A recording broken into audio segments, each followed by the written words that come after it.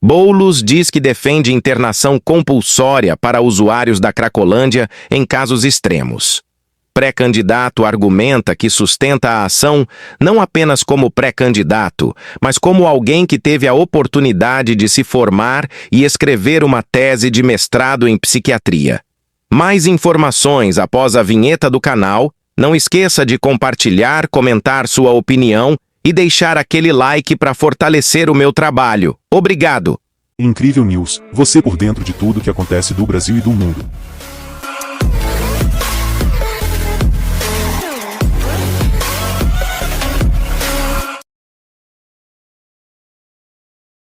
O deputado federal e pré-candidato à Prefeitura de São Paulo, Guilherme Boulos, PSOL, São Paulo, defendeu a internação compulsória de usuários de drogas da Cracolândia durante sabatina, na manhã desta quinta-feira, 6, no canal My News.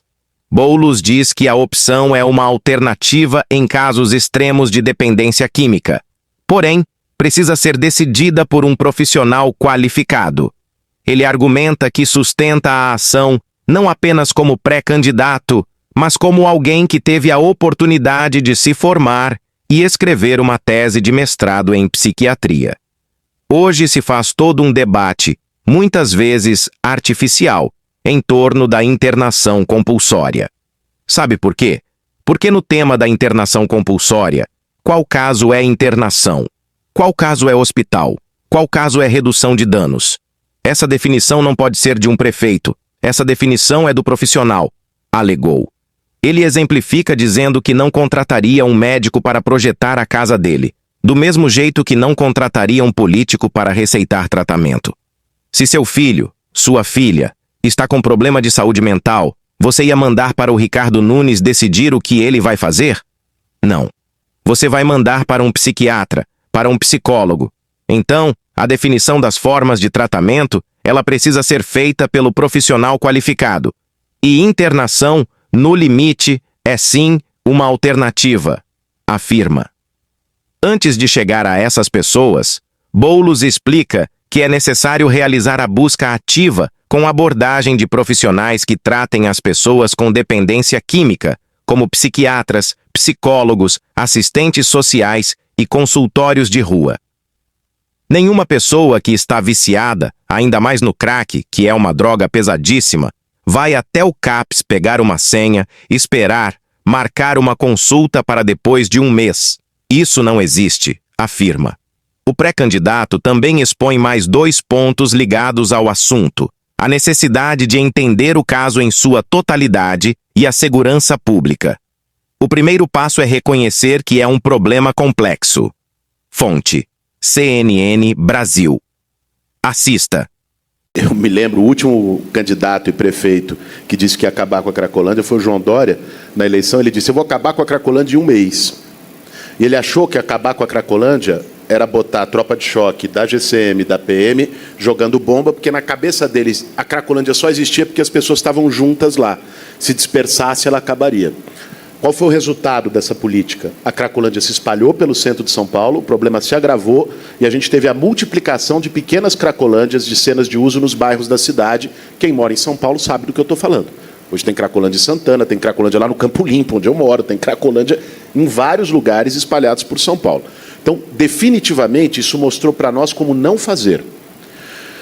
Eu acho que nós temos condições de ter uma política muito ativa, forte e eficiente na Cracolândia.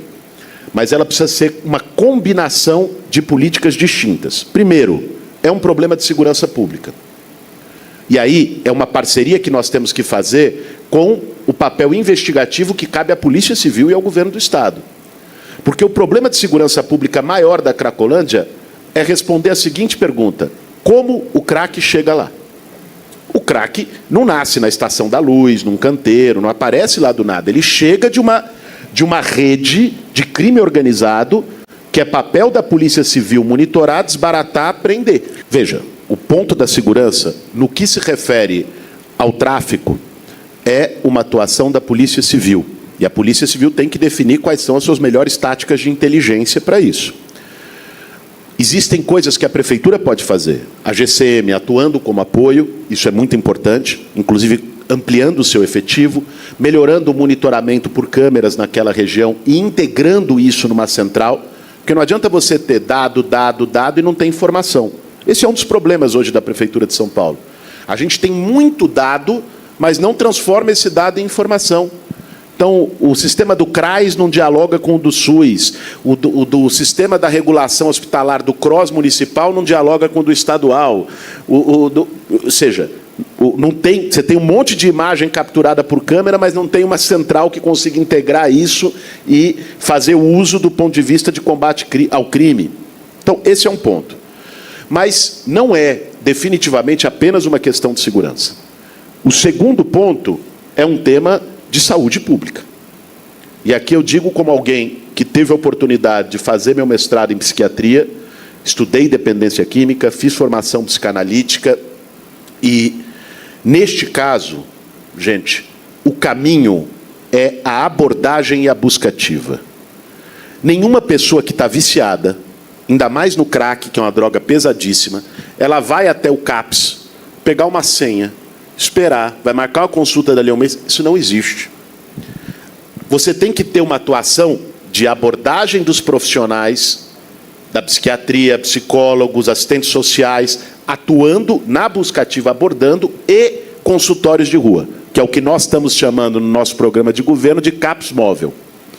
Eu reuni especialistas para elaborar esse plano, tanto o Benedito Mariano, que coordenou o de braços abertos do Haddad, como também o Arthur Guerra, psiquiatra, que coordenou o programa que veio depois com Dório e Bruno Covas. Os dois participaram de reuniões comigo e de conselho para elaborar um projeto para a Cracolândia. Porque a gente não vai ficar reinventando a roda. Consultório de rua funciona. Funcionou, por exemplo, em Bogotá, que tinha problemas com Cracolândia tão sério quanto o nosso, para as proporções de Bogotá, lógico, e funcionou a atuação de consultório de rua. Isso é importante. Terceiro lugar, aí entra a atuação social. O problema da Cracolândia é também um problema de intervenção social. Ali são pessoas em situação de rua.